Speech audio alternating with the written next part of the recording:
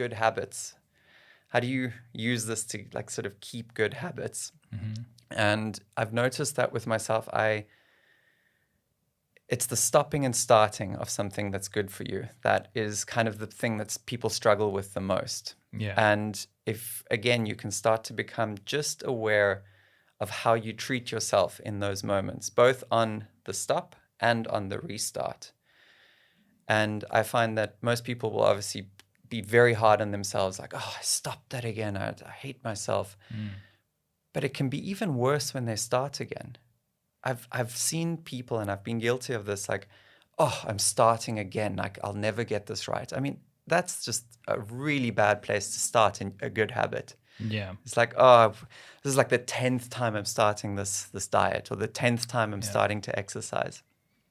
So if you can catch yourself saying things like that to yourself, if like, I'm being so hard on myself again, that's the opportunity to start just changing something around. Because what I realized is every time I'm starting again, I'm actually just doing it again. Let it go and just give yourself that little moment of gratitude, that little, I'm doing it again, I'm doing it again. And over the course of, say, 2 years with my diet now, I've been really becoming better and better and better at that you start noticing the gap between fall off and start is like, it shrinks and it shrinks and it shrinks. And what used to take me 2 months to get back on is like 2 weeks. And eventually where I am now, it's like, it's 2 days. And the great thing is you realize that when you've done this long enough, the fall off, you almost need it. It's called taking a break. Yeah. It's like, I realized like with exercise, you have to take a break. Otherwise you're going to hurt yourself. And I'm really happy that if just by becoming aware of it, I'm like, wait a minute, I'm not falling off. This is just a normal, healthy cycle.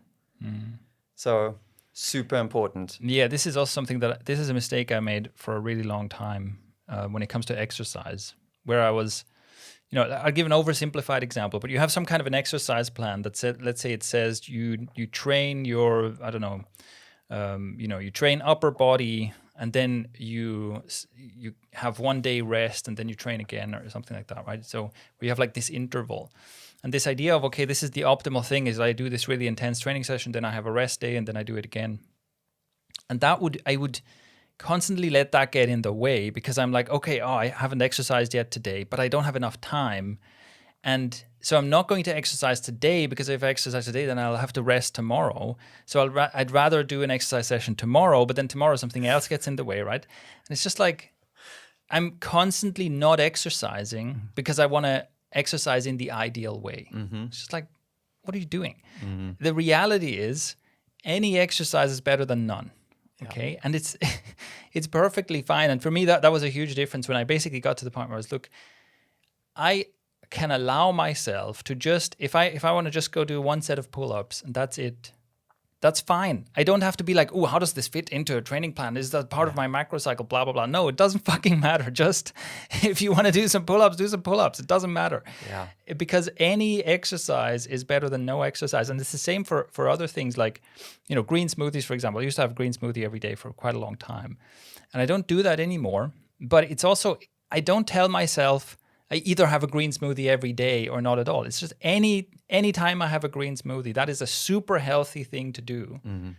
And so, if I have 1 a week, that's better than 0 a week. If I have 2 a week, that's better than 1 a week. It's just like any amount of this is better than none. Yeah.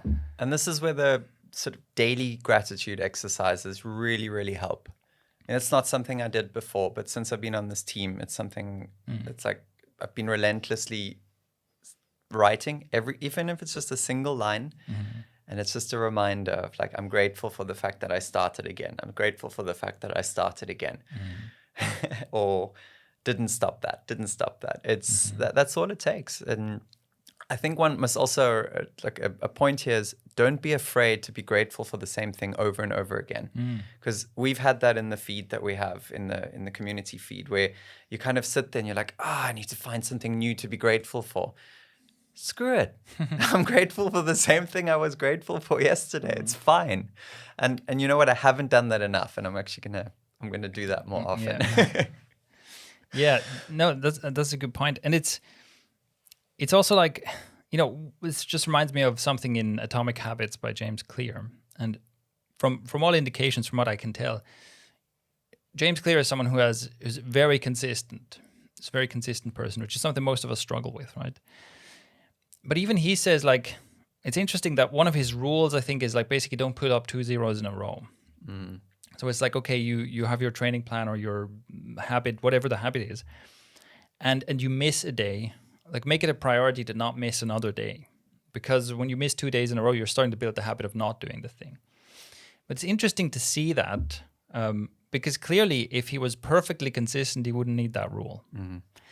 And I think that's also like, there's this ideal of consistency, which is, it makes sense, right? A lot of things, it's true that consistency, that there's huge value in consistency, right? If you train every single day for a year versus you train every once in a while for a year, there's a big difference, right? You meditate every day or you meditate like once or twice a week for a long time, makes a big difference. So it's true that there's great value in consistency, but I think, like you said, the reality of consistency for most people and most habits is not that you do this 100% of the time, no single exception. The reality is like, even if you're highly consistent, maybe you do it 100 days in a row and then you miss 1 or 2 days and then you do it 100 days in a row. But it's not perfect consistency because that's generally just not how the world works. And it's just not how human beings work, right? It's normal for things to get derailed in some form or another.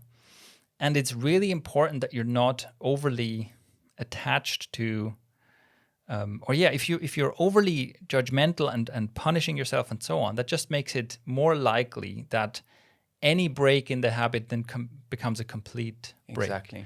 And this is one of the reasons, like,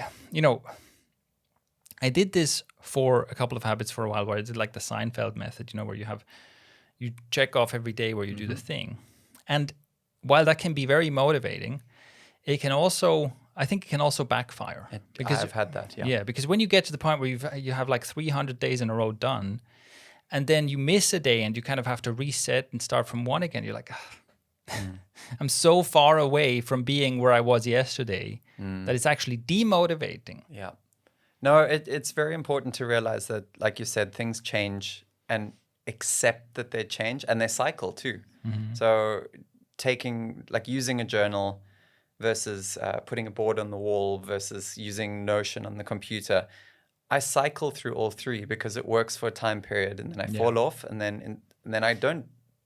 In the past, I used to go months without picking it up again. Now I'm like, that's not working. Back to the board. This is working for 2-3 weeks. That's not working. Back to the journal. Yeah. So, and I could only do that again by not being so critical of myself and going, perfectly normal that this fell off. Yeah. Let's go back to something else that worked once upon a time. Yeah. So I think it's also related to, and we have I can't remember the episode number, but we'll put it in the show notes.